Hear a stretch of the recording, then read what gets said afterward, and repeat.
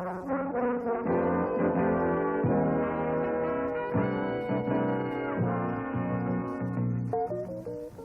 the past several months, the professional re-siding group of Masonite Corporation has been active with the promotion of SureWood premium siding to re-siding distributors, dealers, and applicators in the central and eastern United States. SureWood premium siding sales and application clinics have been held in all parts of the marketing area. In the past 12 months, over 4,500 persons have attended these clinics. While emphasis at the clinics has been equally divided between sales and application, the major portion of the clinic being conducted today will be proper application techniques for SureWood premium siding. Your professional re-siding sales representative will acquaint you with the sales and marketing programs. Welcome to the SureWood Sales and Application Seminar. My name is Bruce Dixon, your sales representative. And today I would like to share some exciting topics with you, topics that will mean plus business and plus profit opportunities. So for the next few minutes, I'm going to talk about how Masonite Corporation will help you promote SureWood, and then Chuck Hanlon, our application specialist, will take over to answer and discuss questions about application. Of course, we're here to talk about a new product, SureWood Premium Siding. But SureWood is not just another new product out to try to get a piece of your existing business. Because the thing that makes SureWood particularly interesting is that it has its own untapped market. Results of our research tell us that that untapped market represents more than 1 out of 6 good re-siding prospects who won't buy metal or vinyl siding, but they will buy SureWood. And what makes it even more interesting is that those same people told us they would be willing to pay a 25% premium for a product like SureWood. So when we translate this, we realize that there are a lot of homeowners out there who are ripe for an alternative, a wood siding product. Now, we're not here to ask you to throw away your metal or vinyl sample cases, but we do want to say that the way to penetrate that untapped market is to become a full-line siding contractor and offer SureWood premium siding. All this leads up to an opportunity to increase your sales, thereby increasing your profit. I'd like you to leave here tonight as enthused as I am about SureWood, and I'd like to end my portion of the presentation with a few important thoughts. So if you came here because you're interested in making more money, help yourself to a sample case and all of our sales aids today and become a full-line siding contractor tomorrow.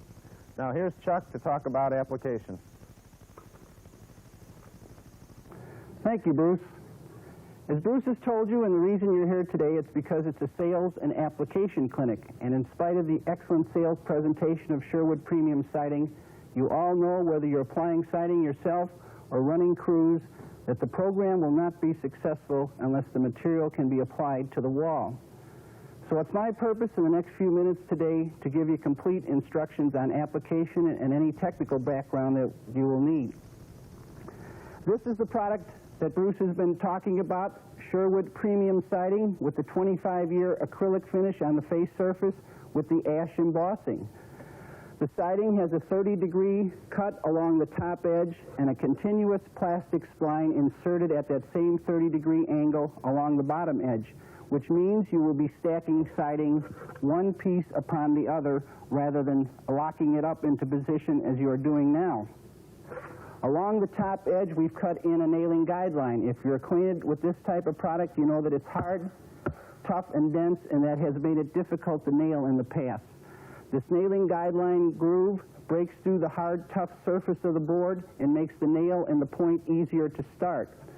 Now, while we're talking about nailing, we recommend a minimum size 6-penny galvanized box nail. The galvanizing not for the SureWood, but for good construction, so it doesn't rust and run down the face of the siding. I'm going to leave you with a few things today. Number one is use the recommended nail size and nail 16 inches on center. I'd like to apply a piece of siding for you now because that's what you're interested in. First, a word about our display. I am applying the siding over furring strips. You do not have to do that. It's for my convenience. But you can apply over furring strips directly over the old wood siding, which we have here, or the 1-inch foams or half-inch foams or paper sheathings that are being used today. We have no requirement for a sheathing material. I've applied a couple of pieces of siding earlier today. They're on our starter strip. I will show you all of our accessories a little bit later. The siding is merely dropped into place. It can be slid if necessary, and you nail in the nailing groove.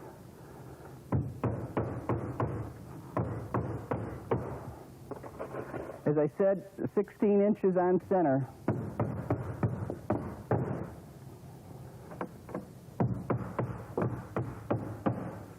Now that's a brief, relatively quick explanation, but you can see it's relatively simple. The succeeding pieces of siding will be applied just like that, and I'll get into some of the other details of the application in a minute. But first of all, it's going to be your first job, the first Monday morning with SureWood Premium Siding, and I want to tell you how the material is going to show up and the accessories that you're going to use. SureWood siding is packed in cardboard cartons.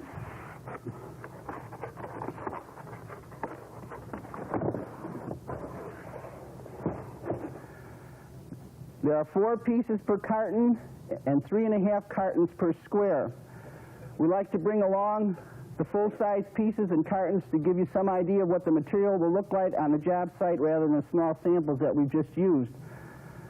The product is 12 feet long, 7/16 nominal thickness, 8 inches wide with a 7-inch exposure. It's a 30-degree top cut, and here's the 30-degree spline put along the bottom edge. Now I'd like to show you the accessories that we use. We have a full complement, and many of those are what you're used to using now, with the exception of a couple, and I'll get into detail with those. First of all, we have a J trim, inside corner post, utility trim, face nails color matched to the 8 SureWood colors, outside corner post, outside individual corners, and an aluminum starter strip. We also have a joint molding, which I'll explain in detail in a few minutes. Our starter strip is metal. It has a 30-degree bevel on the bottom edge, which means you will just be engaging the first lock of the first piece of siding. It's a relatively simple shape, and you can, in a situation where it's needed, make your own. This is just a piece of 019 stock, some old coil stock that might be damaged, and you can simply bend up your own starter strip at the 30-degree angle. Then you can make a starter strip that's 2 inches wide, 3 inches wide, or 4 inches, whatever you might need. Now, the other accessory that you're not used to using is our metal energy-saving molding. You have to use this at each joint of SureWood. Initially, the reaction is not one of enthusiasm because it's another piece to carry, but don't let that fool you. The joint molding does an excellent job, and you'll never have a callback on a joint problem. If you make a cut that's out of square, and let me digress a minute, while we're talking about cutting, we recommend a carbide blade and an electric saw. You cut the material from a cradle overhead so the blade is coming into the finish. If you're using a hand saw, you cut the material face up so the blade is going, again, into the finish. But you're not going to do that all the time flipping boards when you should. You'll get a little fuzzier cut. The joint molding will hide a fuzzy cut. It will hide a cut that's out of square. It will solve many of the problems that you're having with fish mouth joints, and you won't have to put the siding up facing the back of the house, so if the joint opens up, you can see the old siding coming through there. So these have to be used at each joint of SureWood siding. Be sure you order them with the siding. They don't come packaged in the carton. They come packaged in 100-piece boxes, like I have here. You don't need 100 pieces. You need about 6 to 8 pieces per square. As you get up to your doors and windows, you won't be using the joint moldings. Okay, now I'd like to show you how that joint molding works on an actual installation.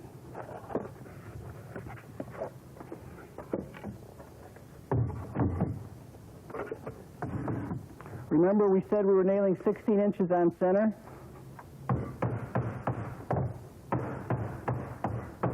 But you don't want to put a nail at your joint because that will hold down the board too tight to get the joint molding engaged. You want to leave an 1/8-inch space. You never jam the siding into place. You don't have to measure that.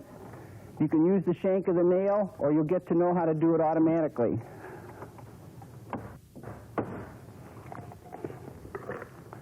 The joint molding is then inserted into the 1/8-inch opening and merely slip down into place. It can easily be brought down with the fingertip, the claw of a hammer, or tap it with a nail. Then you want to make sure to come back and nail on each side of the joint.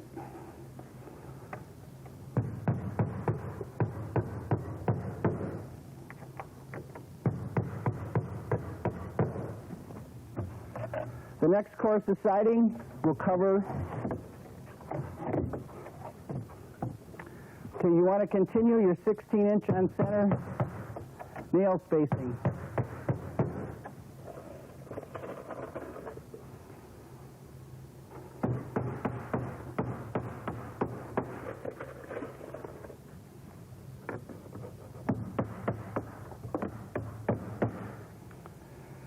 Now, there's a couple of other items I'd like to cover today. One is gable ends and doors and window installation.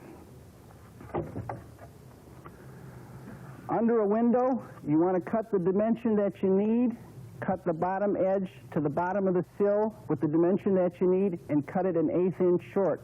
Remember, you're going to be locking siding up against the sill and then down. So the geometry of that 30-degree slant strip on the back sides demands that you leave an 1/8 inch gap. The dimension you need, minus 1/8 inch, slide it up against the sill, and then lock it into place. Now you must come back and nail 16 inches on center. Use our color-matched nails or a galvanized nail and hit it with the touch-up paint. Or use our utility trim, apply that first under the sill, put the board up into the trim, and then lock it down. In that case, you don't have to nail.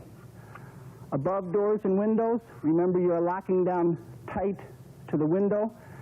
Drip cap, then you come back and again nail 16 inches on center and caulk.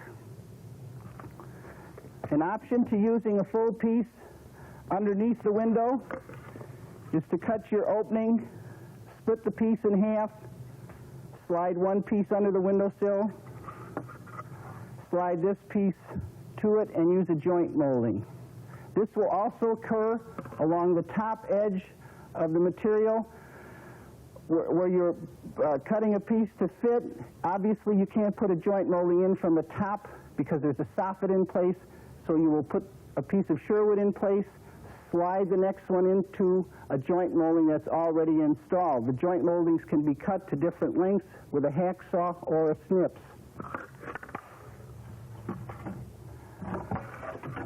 On gable ends, you want to make your long cut with an electric saw or a hand saw and continue your 16-inch on center spacing. Those again will merely lock into place.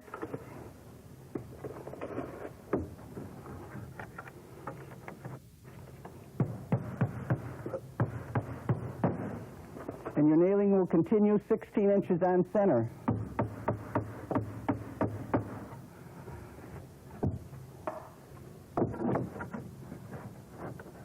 You'll be applying the siding into a J-channel.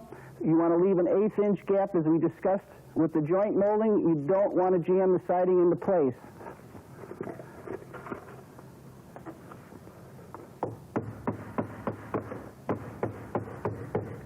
And again, continue your nail spacing. There's always certain things that happen on an installation that are a bit unusual. We've been asked as we've gone around the country certain things, and we've made up some sample pieces. The board is very easily scroll cut with a saber saw, cut from either side because the blade is going up and down, but you can make these compound cuts very easily. On the back side, I've cut out a piece of the slant strip. It should be continuous during installation, but if for some reason that should break out or become bent, don't throw away a 12-foot piece of SureWood. It can be used. Also, we all run into electrical outlets, water pipes on the job. You want to cut a circle or a hole with a hole cutter from the face side. As the material starts to break through, you come from the back side and cut the rest of the board with the hole cutter from the back side. It makes a nice, clean cut. Now, you can use the energy-saving molding at an opening like that. You split the board at the top and at the bottom, and you slide both pieces over because you'll be working with a half circle. You use a short joint molding at the bottom, a short piece at the top, and it makes a very effective way to handle an opening like that. The chances of SureWood being damaged on the job site are very minimal, if ever. It's a hard, tough material, as you've seen by our nailing. You can walk into a 2x4s, lean ladders against it, and that sort of thing, and you won't damage the material. But every once in a while, something may happen where you'll have to remove a piece. It's relatively easy to do. What you want to do is break the lock between that plastic spline and the top edge. Now, that can be done in 3 methods. One is to take an electric saw. If this is the piece we want to replace, set it at a 1/2-inch depth, make a long cut along here. The bottom piece will become loose. The top piece can be rotated and pulled away from the nails. The second method is with a flat knife. You want to merely push it under there, hit it with your hammer all along this edge. You will again be breaking the grip of that plastic spline on the board. It will become loose and can be rotated out. The third method, a little more difficult, you have to be a little more careful, is to literally get under it with a hand saw and cut out the plastic spline all along the edge. Again, the board will rotate out. It can be pulled free, the top piece from the nails, and the new piece inserted, but the new piece must be face nailed 16 inches on center. Again, using our color match nails or a galvanized nail and using the touch-up paint. Our color match nails are also available in 5-pound boxes. In each box, there's a plastic hammer cap. It fits over the head of your hammer and dulls the blow of the steel hammer against the color matched nail. They have a small head that was designed years ago for this type of product, and they seep very well into the siding, and they're practically invisible when you get done with them. One more thing, SureWood is particularly apropos for use with power equipment. We carry along with us a power gun with a coil-loaded nail. These nails and this gun happen to shoot 6 and 8 penny nails. The nails have a vinyl coating on them, so they heat up and melt, and once it's into the board and into your furring strips or your backing, it rehardens, and they're extremely difficult to pull out. But the product works very well with power nailing equipment. I think now I've covered most of the application of the product. I'm sure you're going to run into things that I haven't run into here today, but please talk to your sales representative from Masonite Corporation to get the answers. I do want to leave you in closing with 4 or 5 things. One, as I said in the beginning, use the recommended nail. If you're over thicker foam than we discussed today, you go from a 6 to an 8 to possibly a 10. Use the recommended nail spacing, 16 inches on center. Use the energy-saving molding at all the joints. It must be used. You can't get away without it, and it will have the attributes we discussed earlier.